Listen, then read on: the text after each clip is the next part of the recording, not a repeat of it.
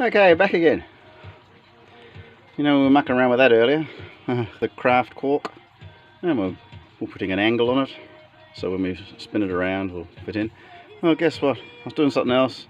I wasn't really happy with that cut, and I happened to find blanks. I already had heaps of things, didn't need to cut any. So here we go.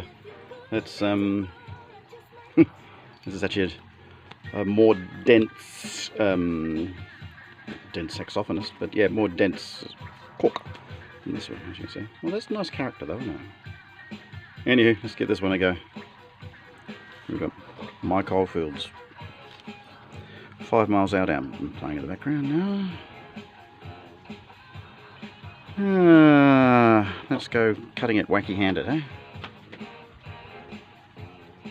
I really want to get a really deep bevel on it. So,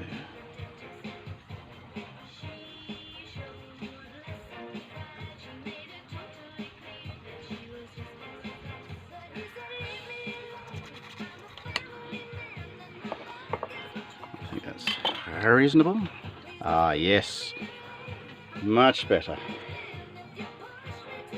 There we go. Just oop, can we see that? Yeah.